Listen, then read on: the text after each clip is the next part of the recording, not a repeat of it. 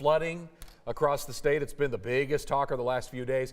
And even right now, evacuations are happening in Houston, down in that area from a river breaking its banks. Fortunately, here at home, the flooding hasn't gotten to that extreme. But if you've driven through Waco and seen the Brazos River, you might have some concerns. Tonight, we check in on the condition of the very recognizable river downtown. Catching eyes. So this is the somewhat slightly elevated Brazos River coming through Waco. The Brazos River flowing through McLennan County and specifically downtown Waco. While it is swollen, it is not near its banks. Is keeping Ryan Durker, the emergency management coordinator for McLennan County and Waco, on his toes. If anything were to happen, we would be able to see that coming and take positive steps to try to help those who may be affected.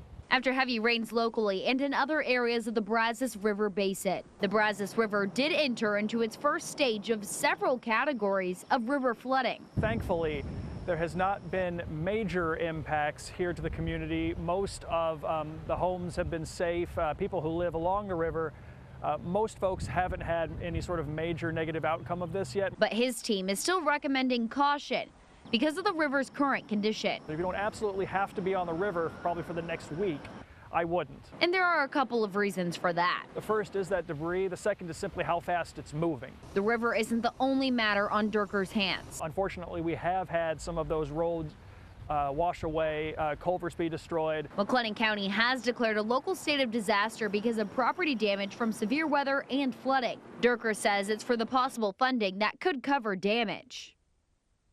Well, to receive potential funding, McLennan County would have to prove there was $1.2 million of damage from these storms, and Durker says they aren't near that threshold, at least now. But leaning on the side of caution, the declaration will be there for county leaders to act fast if they need to. Meanwhile, Robinson